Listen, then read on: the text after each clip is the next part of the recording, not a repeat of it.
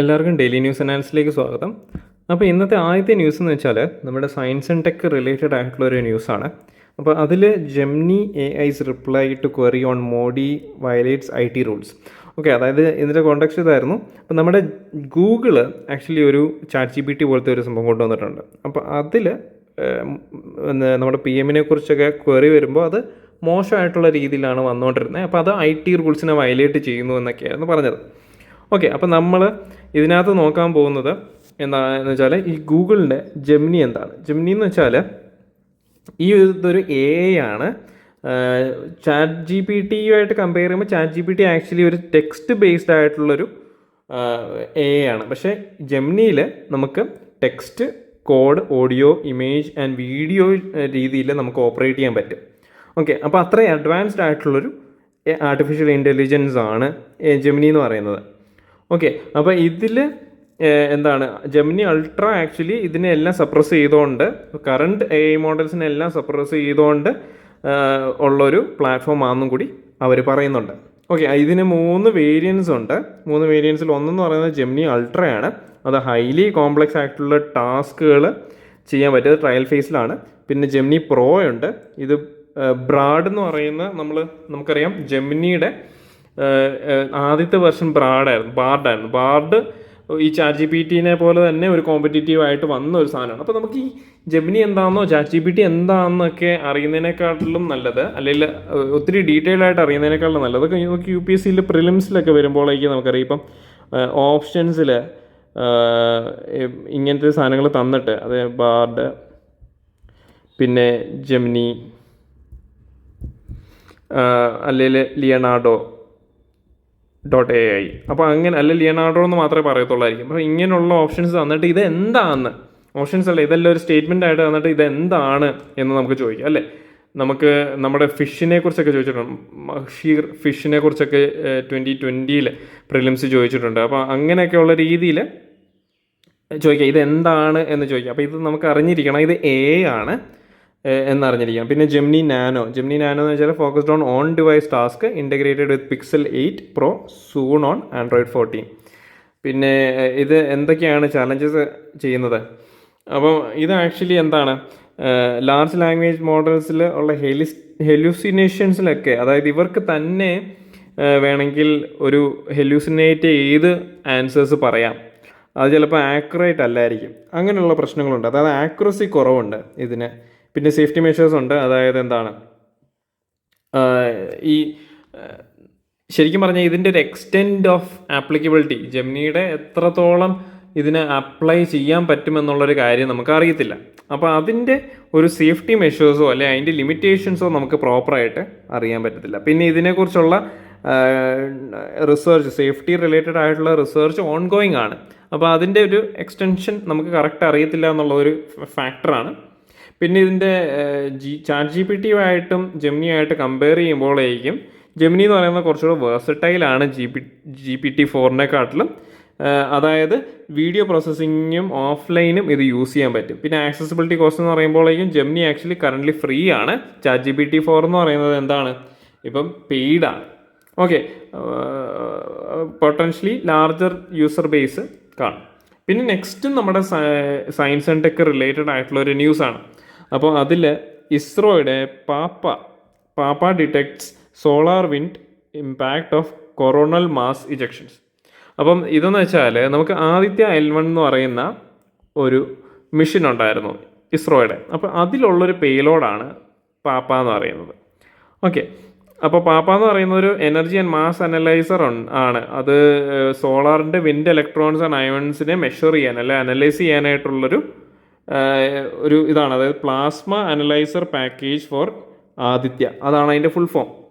Okay, അപ്പം ആ ഒരു പേലോഡ് ഈ സോളാർ വിൻഡിലെ ഇമ്പാക്റ്റ് ഓൺ കൊറോണൽ മാസ് ഇജക്ഷൻസിൽ വരുന്ന ഇമ്പാക്റ്റിനെ അളന്നു അല്ലെങ്കിൽ ഡിറ്റക്ട് ചെയ്തു എന്നാണ് ന്യൂസ് വന്നത്. അതാണ് അതിൻ്റെ ഒരു കോണ്ടെക്സ്റ്റ്. ഇപ്പോൾ പാപ്പ എന്താണെന്ന് ചോദിച്ചു കഴിഞ്ഞാൽ അറിഞ്ഞിരിക്കണം. അതുപോലെ തന്നെ ആദിത്യ L1 ബാക്കിയുള്ള സെൻസേഴ്സും കൂടി നമ്മൾ അറിഞ്ഞിരിക്കണം. ഓക്കെ, ആദ്യത്തെ L1 എന്ന് പറയുന്നത് ലഗ്രാഞ്ച് പോയിന്റ് 1 വരെ ഈ ഒരു പ്രോബിനെ എത്തിക്കുക, അല്ലെങ്കിൽ നമ്മുടെ ഫസ്റ്റ് സോളാർ മിഷനൊക്കെയാണ് ആദ്യത്തെ L1 എന്ന് പറയുന്നത്. ഓക്കെ, അപ്പോൾ PAPA is an energy and mass analyser to measure solar wind electrons and ions. അപ്പോൾ ഇതിന് 2 സെൻസേഴ്സ് ഉണ്ട്. സ്വീപ്പ് എന്ന് പറയുന്നത് അത്രയും ഡീറ്റെയിൽ ആയിട്ട് നോക്കണം, സ്വീപ്പും സ്വീക്കാർ. അപ്പോൾ ഇത് രണ്ടും നമുക്ക് വേണേൽ പ്രിലിംസ് ചോദിക്കും. ഇത് രണ്ടും എന്താണെന്ന് ചോദിച്ചു കഴിഞ്ഞാൽ ആദ്യത്തെ L1 സെൻസേഴ്സ് ആണെന്ന് ഓർത്തിരിക്കുക. അപ്പം ഇത് CME ഇമ്പാക്ട്സിനെ, കൊറോണൽ മാസ് എജക്ഷൻസിനെ ഇമ്പാക്ട്സിനെ നമ്മൾ പാപ്പ നല്ല രീതിയിൽ ഡിറ്റക്ട് ചെയ്തു. അത് ഫെബ്രുവരി 10 to 11 ഉണ്ടായത്. ഇത് December 12, 2023 ഈ പേലോഡ് ഓപ്പറേഷനിലായത് എന്നും കൂടി അറിഞ്ഞിരിക്കുക. അപ്പോൾ ഇതിൻ്റെ സിഗ്നിഫിക്കൻസ് എന്താണ്? ഇതെന്ന് വെച്ചാൽ സ്പേസ് വെതർ ആക്ടിവിറ്റീസിനെ മോണിറ്റർ ചെയ്യാനായിട്ടുള്ള ഒരു എഫക്റ്റീവ്നെസ് അത് ഡെമോൺസ്ട്രേറ്റ് ചെയ്യുന്നുണ്ട്. പിന്നെ capability to detect and analyse solar phenomenon, അതായത് കൊറോണൽ മാസ് ഇജക്ഷൻസിൻ്റെ ഇമ്പാക്റ്റിനെ പറ്റിയൊക്കെ പഠിക്കാനായിട്ട് ഇത് നല്ല രീതിയിൽ യൂസ്ഫുൾ ആണ്. അപ്പം ഇൻ്റർപ്ലാനറ്ററി സ്പേസിൽ ഇതിൻ്റെ ഡേറ്റയും കണ്ടീഷൻസും ഭയങ്കര ക്രൂഷ്യലായിട്ടാണ് വരുന്നത്. അപ്പം ഈ CME അല്ലെങ്കിൽ കൊറോണൽ മാസ് ഇജക്ഷൻസ് ആൻഡ് സ്പേസ് വെതറിനെ കുറിച്ച് പറയുമ്പോഴേക്ക് അതെന്ന് വെച്ചാൽ CMEs എന്ന് പറയുന്ന ലാർജ് എക്സ്പ്ലോഷൻസ് ഓഫ് പ്ലാസയാണ്.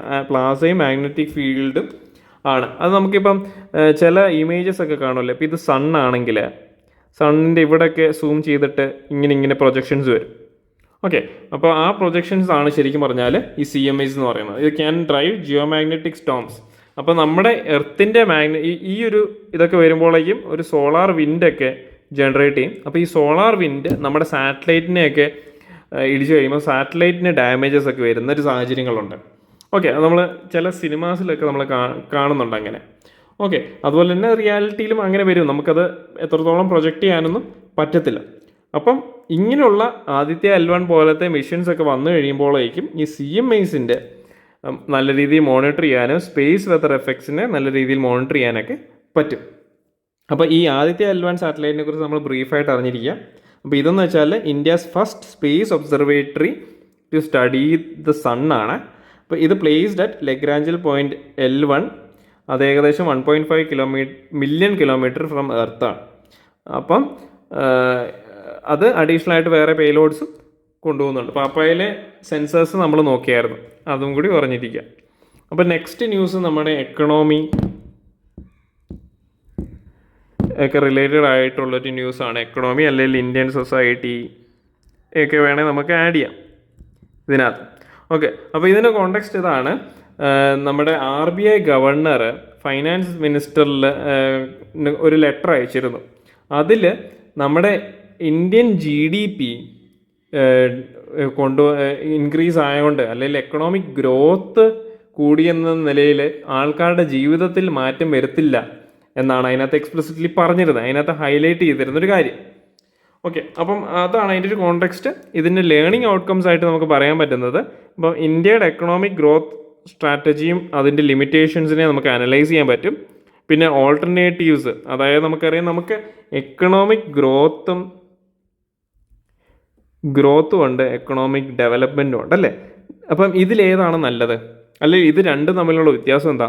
ഈ എക്കണോമിക് ഗ്രോത്ത് എന്ന് പറഞ്ഞാൽ ആക്ച്വലി ഈ ഡേറ്റ വൈസ്, അതായത് ഇപ്പോൾ GDP ഗ്രോ ചെയ്യുന്നുണ്ട്, അല്ലെങ്കിൽ ഇപ്പോൾ ഇത്ര ഔട്ട്പുട്ട് അല്ലെങ്കിൽ ഇത്ര പ്രോഫിറ്റ് ഓരോ കമ്പനീസ് കൊണ്ടുവരുന്നുണ്ട്. അപ്പോൾ അങ്ങനെയുള്ള ഡേറ്റ വൈസ് ഉള്ള കാര്യങ്ങളാണ്. പക്ഷേ എക്കണോമിക് ഡെവലപ്മെൻറ്റ് എന്ന് പറയുന്നത് ഈ ഗ്രോത്ത് നമ്മുടെ ആൾക്കാരിലോട്ട് അവരുടെ ലൈഫിൽ ചേഞ്ചസ് കൊണ്ടുവരുന്നുണ്ടോ എന്ന് അന്വേഷിക്കുന്നതാണ് എക്കണോമിക് ഡെവലപ്മെൻറ്റ് എന്ന് പറയുന്നത്. അപ്പോൾ അത് രണ്ട് കാര്യമാണ്. ഓക്കെ, അപ്പം discuss alternatives for more inclusive, equitable and sustainable growth. Okay, പിന്നെ ഇന്ത്യാസ് ഫ്ലോഡ് എക്കണോമിക് മോഡൽ, അതായത് GDP ഗ്രോത്ത് എന്ന് പറയുന്നതാണ് നമ്മുടെ എക്കണോമിക് പ്രോഗ്രസ്സിനെ കുറിച്ചുള്ള പ്രൈമറി മെഷറായിട്ട് നമ്മൾ എടുത്തേക്കുന്നത്, അല്ലെ പ്രൈമറി ഡേറ്റ. അപ്പം നമ്മൾ ഇപ്പോൾ പൊളിറ്റിക്സിലൊക്കെ ഉള്ള ആൾക്കാർ പറയുന്നത് എന്താണ്, നമുക്ക് GDP ഗ്രോ ചെയ്യുന്നുണ്ട്. അപ്പോൾ GDP ഗ്രോ ചെയ്യുമ്പോഴേക്കും നമ്മുടെ ഈ ഒരു പൊളിറ്റിക്കൽ പാർട്ടി ഇവിടെ വന്നുകൊണ്ടാണ് GDP ഗ്രോ ചെയ്യുന്നത്, കൺട്രി ഡെവലപ്പ് ആവുന്നുണ്ട് എന്നൊക്കെ പറയും. പക്ഷേ അത് ഒരു ഫോൾസ് ഇൻഫർമേഷനാണ്. But higher GDP does not translate to citizens wellbeing and income. India has become more unequal despite high GDP growth. Okay, അതായത് എന്താണ്, നമ്മുടെ നാട്ടിൽ ഇപ്പം ഒരു എക്സാമ്പിൾ എടുക്കുകയാണെങ്കിൽ കോർപ്പറേറ്റ്സ് എന്ന് പറഞ്ഞാൽ കോപ്പറേറ്റീവ് സ്ട്രക്ചർ അല്ല, ഈ കോർപ്പറേറ്റ്സ് ഉണ്ടല്ലോ, വലിയ അദാനി അല്ലെങ്കിൽ റിലയൻസ് അങ്ങനെയുള്ള പ്ലാറ്റ്ഫോംസ്, അങ്ങനെയുള്ള കമ്പനീസിനെ ഗവൺമെൻറ് നല്ല രീതിയിൽ സപ്പോർട്ട് ചെയ്യുന്നുണ്ട് അല്ലേ. അപ്പോൾ അങ്ങനെ വരുമ്പോഴേക്കും ഇവരുടെ തന്നെ കോൺട്രിബ്യൂഷൻ വൈസ് ചെയ്തിട്ട് നമുക്ക് GDP ഗ്രോത്ത് വരും. ഓക്കെ, GDP എന്ന് പറഞ്ഞാൽ എന്താ, ഒരു കൺട്രിയുടെ ടെറിട്ടറിയിലുള്ള ടോട്ടൽ ഡൊമസ്റ്റിക് പ്രൊഡക്ഷനാണ് GDP എന്ന് പറയുന്നത്. അപ്പോൾ ചില കമ്പനീസ് നല്ല രീതിയിൽ പെർഫോം ചെയ്താൽ തന്നെ അത് വരും. പക്ഷേ ഗവൺമെൻറ്റിന് ചിലപ്പോൾ ഒരു ഉദ്ദേശം കാണും, ഈ കമ്പനി ജനറേറ്റ് ചെയ്യുന്ന റവന്യൂ ആക്ച്വലി എന്താണ്, ഇത് ട്രിക്കിൾ ഡൗൺ ചെയ്ത് സാധാരണ ആൾക്കാരിലോട്ടും എത്തണം, മേളിത്തട്ടിൽ ഉള്ള ആൾക്കാരുടെ പൈസ താഴോട്ടും എത്തണം, എന്നാണ് ട്രിക്കിൾ ഡൗൺ എഫക്റ്റ് വരുന്നത്. ഓക്കെ, പക്ഷേ ആ ഒരു എക്കണോമിക് മോഡൽ ഇന്ത്യയിൽ നടക്കുന്നില്ല. ഓക്കെ, അപ്പം എന്താണ്, there is need for inclusive and sustainable development. അപ്പോൾ India must balance growth with climate change goals, cannot follow western models of development relying on fossil fuels, എന്താ എൻവയോൺമെൻ്റലി അല്ലെങ്കിൽ സസ്റ്റൈനബിൾ ആൻഡ് ഇക്വിറ്റബിൾ ഗ്രോത്ത് നമ്മൾ focus ചെയ്യണം. പിന്നെ inclusive ആയിട്ടും എല്ലാം ഞാനിപ്പോൾ പറഞ്ഞ പോലെ ട്രിക്കിൾ ഡൗൺ എഫക്റ്റ് നമ്മുടെ എക്കണോമി വരേണ്ട ആവശ്യമുണ്ട്. മോഡേൺ എക്കണോമിയിൽ എന്താണ്, steel, concrete, plastic and food അങ്ങനെയുള്ള സാധനങ്ങൾ വരണം. പിന്നെ എന്താണ്, റെഡ്യൂസിങ് ഫോസിൽ ഫ്യൂവൽസ്, പിന്നെ അങ്ങനെയുള്ള കാര്യങ്ങൾ വാങ്ങിച്ചിട്ട് ഒരു എൻവയോൺമെൻറ്റ് ഫ്രണ്ട്ലി ആയിട്ട് ഉള്ള രീതിയിൽ നമ്മുടെ ഡെവലപ്മെൻറ്റ് കൊണ്ടുവരണം. പിന്നെ വേറൊരു കാര്യം എന്ന് വെച്ചാൽ, നമ്മൾ ഗാന്ധിയൻ മോഡൽ ഓഫ് വില്ലേജ് നമുക്കറിയാമല്ലോ. ഗാന്ധിയൻ മോഡൽ ഓഫ് സോഷ്യലിസം എന്നൊക്കെ പറയുമ്പോൾ എന്താണ്, ഒരു വില്ലേജ് ബേസ് ചെയ്തിട്ട് ഒരു വില്ലേജ് കാണും, ആ വില്ലേജിനകത്ത് തന്നെ അവർക്ക് വേണ്ട കാര്യങ്ങൾ, ആ ഒരു സൊസൈറ്റിയിൽ ജീവിക്കേണ്ട ആൾക്കാർക്ക് വേണ്ട കാര്യങ്ങൾ അവിടെ തന്നെ പ്രൊഡ്യൂസ് ചെയ്യുക, അവിടെ തന്നെ ഫാംസ് കാണുക. അപ്പോൾ ആ റൂറൽ പോപ്പുലേഷൻ അവിടെ തന്നെ സസ്റ്റെയിൻ ചെയ്യാനായിട്ടുള്ള രീതിയിൽ കാര്യങ്ങൾ ഒരുക്കി കൊടുക്കാം. അപ്പോൾ അതാണ് ഗാന്ധിയൻ മോഡൽ ഓഫ് വില്ലേജ്. അപ്പോൾ ബേസ് ചെയ്തിട്ടുള്ള ഡെവലപ്മെൻറ്റ് 1950s മുതൽ നമ്മൾ നെഗ്ലക്റ്റ് ചെയ്തിട്ടുണ്ട്. ഇന്ത്യയിൽ 64% പോപ്പുലേഷൻ റൂറലാണ്, working in small farms and industries ആണ്. അപ്പോൾ ഈ റൂറൽ റിയാലിറ്റീസിനെ നമ്മൾ അണ്ടർസ്റ്റാൻഡ് ചെയ്തിട്ട് വേണം നമ്മുടെ ഡെവലപ്മെൻറ്റ് കൊണ്ടുവരാൻ. അതായത് റൂറൽ ആയിട്ടുള്ള ആൾക്കാരെ ഡെവലപ്പ് ചെയ്ത് വില്ലേജസിൽ നിന്ന് നമുക്ക് ഡെവലപ്മെൻറ്റ് സ്റ്റാർട്ട് ചെയ്യണം. അപ്പോൾ ഇതിനെ വേ ഫോർവേഡായിട്ട് പറയാൻ പറ്റുന്നത്, rethink western economic theories driving global problems, rural India can be hub of for grassroots in innovation and in sustainability. Okay, local systems and solutions എല്ലാം നമ്മൾ ഡെവലപ്പ് ചെയ്യേണ്ട ആവശ്യമുണ്ട്. പിന്നെ നെക്സ്റ്റ് ന്യൂസ് എന്ന് പറയുന്നത് നമുക്ക് ആക്ച്വലി IR അല്ലെ international relations base ചെയ്തിട്ടുള്ളൊരു ന്യൂസാണ്. അപ്പം ഇതിൽ NB8 എന്ന് പറയുന്ന ഒരു ഓർഗനൈസേഷനെ പറ്റി പറയുന്നുണ്ട്. അപ്പോൾ NB8 എന്താണ്? NB8 നമുക്ക് തോന്നുന്നത് എനിക്കൊന്ന് നേരത്തെ ഒരു DNA നമ്മൾ പറഞ്ഞിട്ടുണ്ട്, എന്നാലും അത് ജസ്റ്റ് ഒന്ന് ഓർമ്മിപ്പിക്കുകയാണ്. NB8 എന്ന് പറഞ്ഞാൽ നോർഡിക് ബാൾട്ടിക് 8 എന്നാണ് അതിൻ്റെ ഒരു ഫുൾ ഫോം. അപ്പോൾ NB8 is A regional corporation format that brings together Nordic countries and Baltic States. അപ്പോൾ ഇതിൽ 5 നോർഡിക് കൺട്രീസ് ഉണ്ട്: Denmark, Finland, Iceland, Norway and Sweden. അതിൽ 3 ബാൾട്ടിക് സ്റ്റേറ്റ്സും ഉണ്ട്: എസ്റ്റോണിയ, ലാറ്റ്വിയ ആൻഡ് ലിത്വേനിയ.